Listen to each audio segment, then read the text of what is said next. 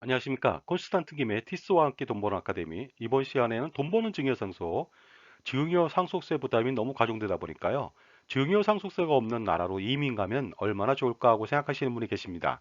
과연 이것이 해결책이 될까요? 알아보도록 하겠습니다. 자, 지금 진퇴양난이죠. 자산을 보유하고 있다면 종부세 폭탄을 맞습니다. 최고로 매년 6%까지 맞게 되니까요. 거의 16년, 17년 동안 맞게 된다면 어떻습니까? 자산을 전부 다 헌납해야 됩니다. 그리고요, 자산을 양도한다면 양도세 폭탄을 맞습니다. 1세대 3주택 같은 경우에는요, 기본세율 플러스 30%다 보니까 최고 세율이 82.5%까지 진짜 무지막지한 세금 폭탄을 맞습니다. 그 다음에 자산을 증여하려 해도 증여세, 취득세 폭탄이 날라옵니다. 13.4%나 되거든요. 그러다 보니까 진퇴양난이 아닐 수가 없습니다. 그런데 이렇게 세금 폭탄 속에서 신음할 것이 아니라 이민을 가버리면 어떻게 될까요? 여기에 대해서 알아보도록 하겠습니다. 자, 증여세하고 상속세가 없는 나라들이 좀 있거든요. 알아볼까요? 증여세와 상속세는 없지만 자본이득세라고 해서 양도 차익에 대한 세금은 있습니다. 그래서 증여 상속세가 없는 나라, 호주, 카나다, 뉴질랜드, 스웨덴 등이 있습니다. 그 다음에 추가 소득세를 납부하는 나라, 라트비아, 콜롬비아, 코스타리카 등이 있는데 우리가 아무래도 그 증여상속세가 없는 나라, 라트비아, 콜롬비아, 코스타리카라고 생면부지의 나라로 가기 좀 어렵죠. 하지만 호주나 카나다나 뉴질랜드 같은 경우에는 많이들 가잖아요. 자, 그래서 증여세하고 상속세가 없는 나라, 호주, 카나다, 뉴질랜드로 한번 이민 가볼까요? 그래서 이들 나라로 이민 가서요. 재산을 자녀들한테 거의 다 증여하고 일부만 가지고서 다시 한국으로 귀국한다는 것이죠. 좋은 플랜 같지 않습니까? 그런데 좀 문제점이 있습니다. 그것은 무엇이냐면요. 이민 가기 전에 국내 자산을 처분해야 됩니다. 이렇게 국내 자산을 처분한다면요. 현금이나 금융자산만 있다면 몰라도 부동산 자산이 있는 경우에는 양도세 부담이 엄청나게 발생할 수가 있습니다. 양도소득세 폭탄을 맞게 되는데요. 1세대 3주택자 같은 경우에는 최고 세율 82.5%까지 양도세 폭탄을 맞고요. 일반 부동산을 가지고 있는데 만약에 오랫동안 보유했다면 양도 차익이 굉장히 많을 겁니다. 장기 보유 특별공제 30%까지 빼준다 하더라도 최고 세율 49.5%는 피할 수가 없습니다.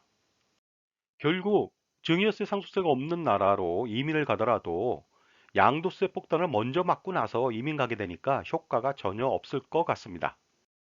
그리고요. 계획된 이민이 아니기 때문에 여러 가지 불편한 점이 한두 가지가 아니죠. 그리고 연세가 들어서 간다는 것이죠. 언어 소통 문제부터 시작해서 인적 네트워크 문제들, 소외감, 고독감 이런 거 이루 말할 수 없을 것 같습니다. 그런데 좀 묘안을 짜내서요.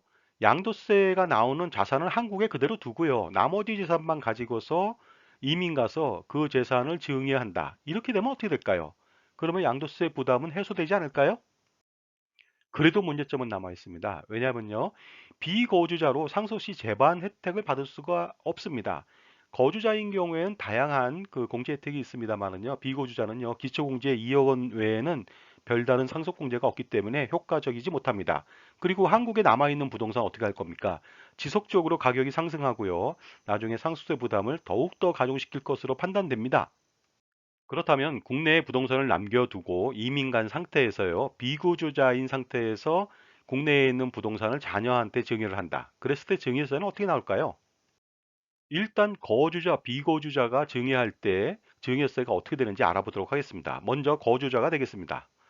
거주자가요, 국내 소재한 증여 재산을요, 수중자인 거주자한테 증여를 했다. 그러면 당연히 증여세 과세되겠죠? 국내 소재 증여 재산을 비거주자인 자녀한테 증여해도 과세가 됩니다. 그 다음에 거주자가 해외 소재에 있는 증여 재산을 거주자나 비거주자인 자녀한테 증여해도 마찬가지로 모두 다 과세가 됩니다. 그런데 비거주자 상태에서 증여를 하면 어떻게 될까요? 알아보도록 하겠습니다.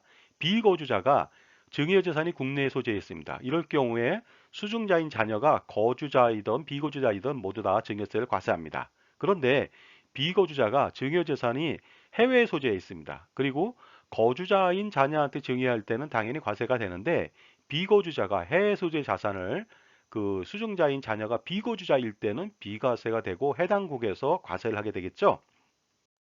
그러므로 비거주자 상태에서 국내 소재 부동산을 자녀한테 증여한다 손 치더라도 증여세는 피할 도리가 없습니다. 그러므로 이민은 해결책이 되지 못한다는 걸 알 수 있겠죠. 그러나 이건 있겠죠. 비거주자인 자녀한테 증여하면요, 증여세 연대납세 의무로 거주자인 부모님이 증여세를 대납할 수는 있습니다. 이럴 경우에 어떻습니까? 상속세 절세 효과는 나타날 수가 있을 것 같습니다. 물론 자녀가 비거주자인 상태가 돼야 되겠죠. 그러므로 이민을 가는 것보다요, 효과적인 사전 증여 전략 수립이 절대적으로 필요해 보입니다.